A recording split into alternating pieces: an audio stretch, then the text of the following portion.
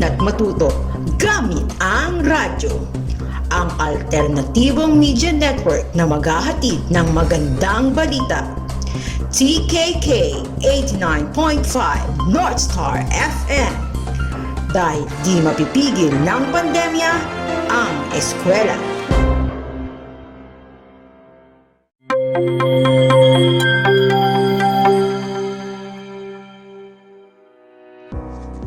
Hi kids, how are you?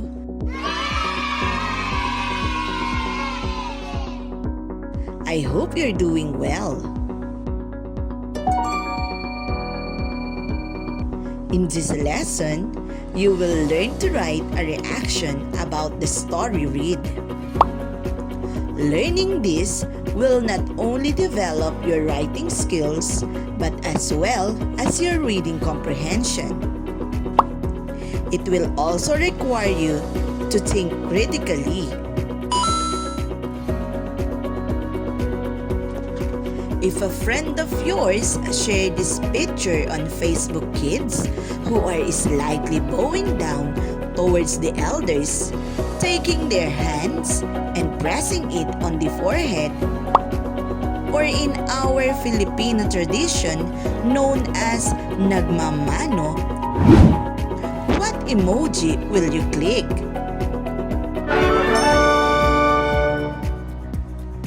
Is it like, love, care, haha, wow, sad, or angry emoji?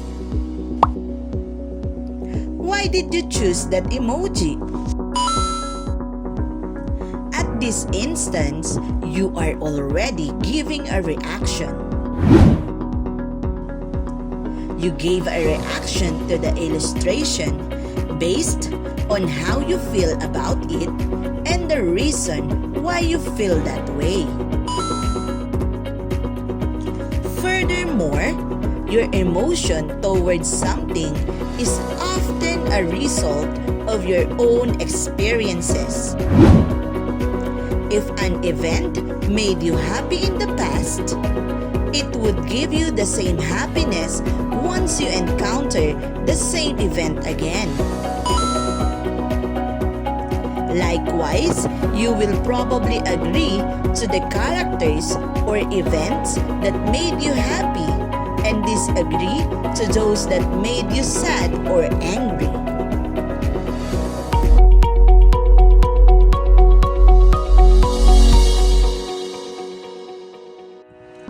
Here are some guides that might help you in writing a reaction about a story read.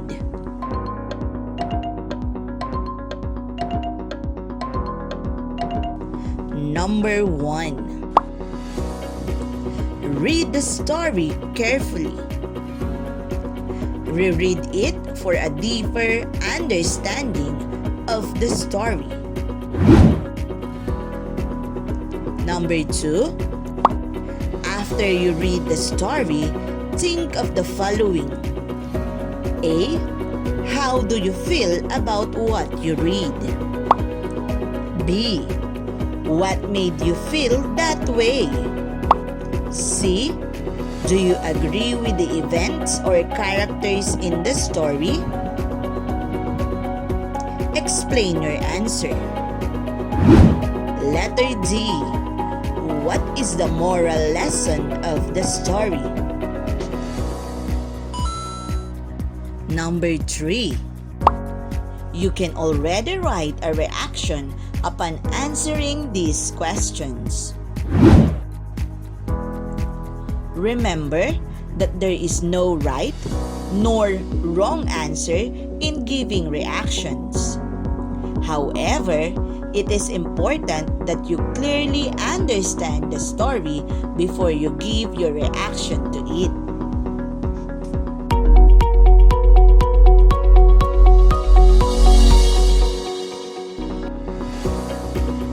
Now that you know some guidelines that might help you in writing reactions about the story read, let's try to analyze the following events, then choose the emoticons in the box.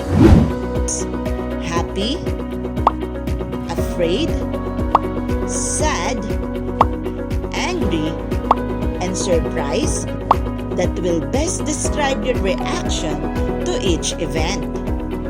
Do this in your notebook.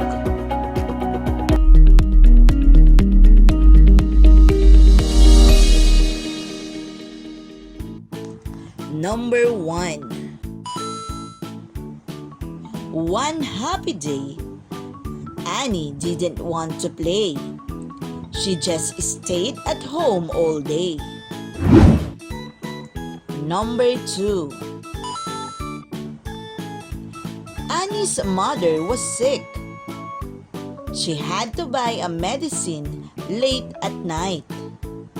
She walked through the dark streets alone. Number 3. Annie saw an open pharmacy nearby. Some bad boys came and snatched her money. Number 4. Annie shouted loud. Some police officers patrolling the place heard her. They ran after the thieves and returned the money to Annie. Number 5. Annie was able to buy her mother's medicine. Her mother was finally well. Annie can now play.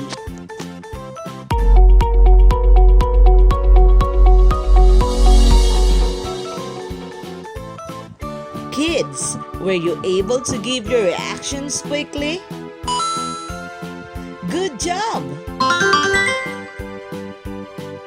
This time, we are going to read stories.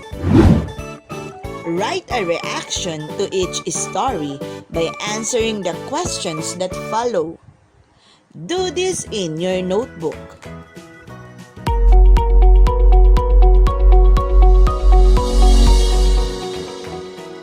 Number 1. Gabby found a puppy on his way home. Thinking it had no owner, he brought the puppy home. The puppy was playful and it learns fast. Gabby liked the puppy so much. One day, he passed an old tree with a poster of a puppy missing. It was the same puppy he found. He was hesitant at first but decided to return the puppy to its owner. The owner thanked Gabby for taking good care of the puppy. Do you agree with Gabby's decision to return the puppy to its owner? Explain your answer.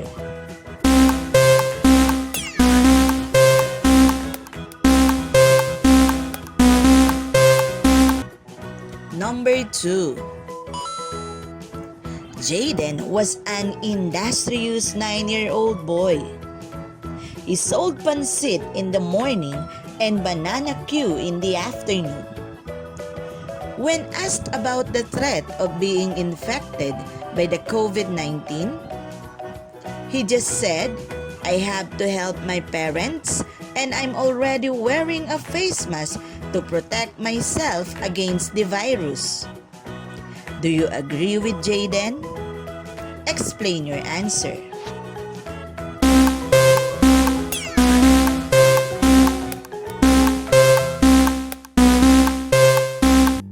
Number 3. Father and mother left early in the morning to sell sampaguita and candles in front of St. Ferdinand Cathedral. Leo was instructed by mother to look after his younger siblings until they returned. Leo obediently followed mother. When mother and father arrived in the evening, Leo and his siblings were already asleep. The house was clean and there was food left on the table for mother and father. Do you think Leo is admirable? Explain your answer.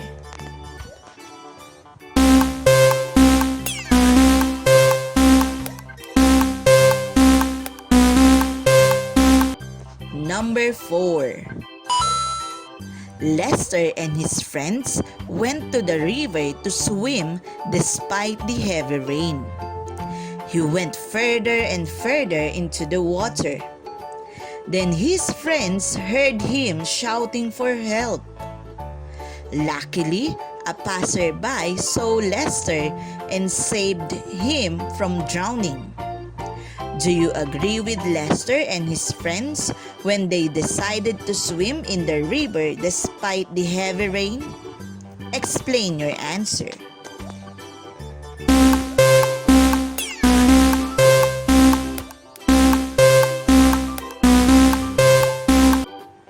Number 5. Jackie learned in science class that pieces of moon rock fall from the sky. That is why she always keeps a helmet and a shield by her bedside. She also keeps her eyes on the ceiling until she falls asleep. Do you agree with Jackie's idea of always keeping a helmet and a shield by her bedside? Explain your answer.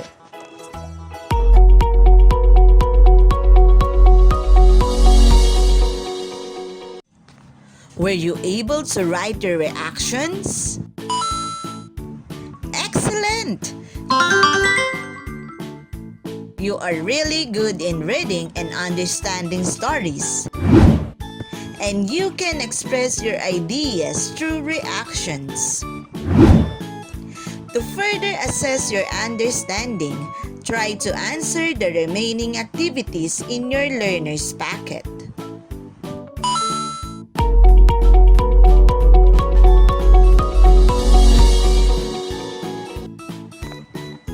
Thank you so much for tuning in. See you all again next week. God bless everybody!